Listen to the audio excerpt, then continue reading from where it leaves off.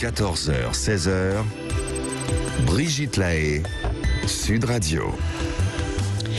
Nous sommes en compagnie de Didier Pleu aujourd'hui, psychothérapeute, auteur de nombreux ouvrages. Alors Didier Pleu, en introduction, vous parliez de ce principe de plaisir et de ce principe de réalité. Alors le principe de plaisir, ce serait un peu nos besoins, ce qu'on aimerait que notre partenaire accepte et ce dont on a besoin. Le principe de réalité, ce serait un peu la frustration, parce qu'évidemment, on peut pas compter sur notre partenaire pour satisfaire tous nos besoins. Alors Charline est avec nous et c'est tout à fait intéressant, Charline, parce que votre besoin, il est quand même très important et on peut le comprendre. Vous avez envie d'avoir un enfant et c'est votre compagnon qui ne veut pas, c'est bien ça? C'est bien ça. Bonjour Brigitte. Bonjour Didier. Bonjour Charline. Oui, c'est donc ça. Là, c'est au-delà du désir, c'est viscéral en fait. Je ressens que j'ai besoin et envie de materner, d'enfanter. Mon ami un peu plus vieux que moi a déjà 2 enfants qui sont assez grands maintenant. Et je vous n'en avez pas, Non, moi j'en ai pas. Et moi j'approche de la quarantaine, j'approche des 40 ans. Ça fait quelques années, vraiment depuis que je l'ai rencontré, que je vais dire ça me chatouille. C'est un peu inélégant, mais c'est ça. C'était pas un désir profond depuis plusieurs années. Ça doit être les spermatozoïdes qui vous chatouillent, Charline. Et c'est eux qui sont révélateurs. Et du coup, là, avec les années, donc ça fait 6 ans qu'on est ensemble. Et c'est vrai que ces 2 dernières années, je pensais qu'on était sur les mêmes avenirs communs, les mêmes projets d'avenir communs. Et puis je me rends compte que non. Donc ça joue sur notre intimité, forcément. Ça joue sur le couple. Et je sais pertinemment que je lui fais payer. Je sais parce que ce sera toujours de sa faute. Puisque dans le fond, il n'en veut pas et que c'était pas vraiment convenu comme ça. Jamais vraiment dit, mais jamais vraiment convenu non plus. Donc ouais, c'est compliqué parce qu'on est proche de la rupture. C'est compliqué parce que ça, c'est un vrai besoin qui n'est pas négociable.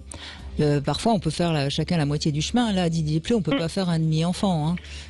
Non, Brigitte, vous avez totalement raison, parce que vous disiez tout à l'heure, les besoins, il y a des besoins qui sont inhérents à chaque personne, mais en fait, ces besoins-là, il faut les tempérer en souhait, en désir. C'est pas il faut, ça doit, mais j'aimerais. Ça marche.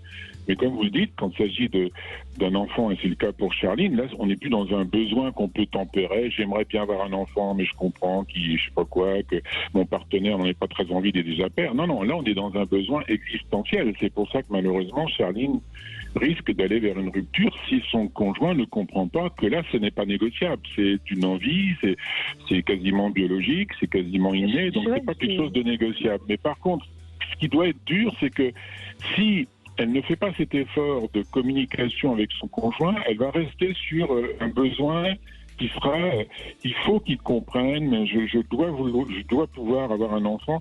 Ça ne sera pas quelque chose de tempéré. Alors que si c'est j'aimerais tellement, et je sais que c'est pas négociable, mais ça sera pas, il doit se rendre compte que, il doit me prouver par son amour, ça sera, qu'est-ce qu'il fait?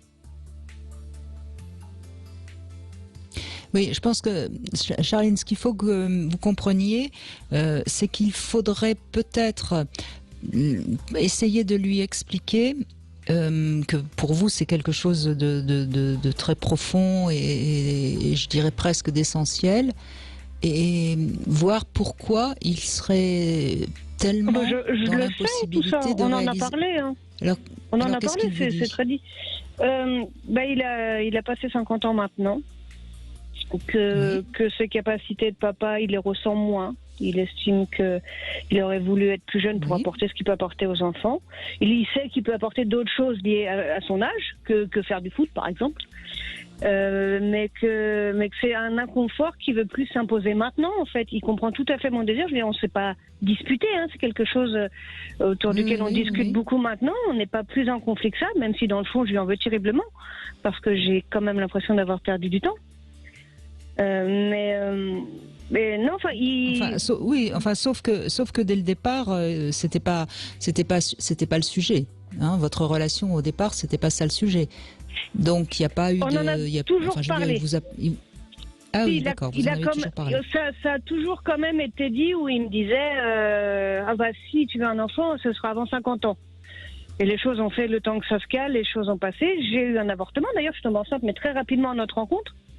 Donc dans les non-dits, c'est pas tout de suite. Voilà. Et puis les années ont passé et finalement, il adore les enfants, il aimerait en avoir, c'est pas le problème. Mais la vie qu'on mène, l'argent, il y a toujours des raisons pour pas en avoir, vous savez. Oui, mais c'est des raisons qui sont très...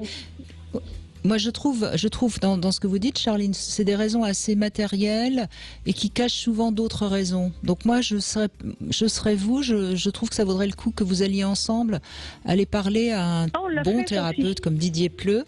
Oui, on l'a fait aussi. Il n'est pas sorti d'autres.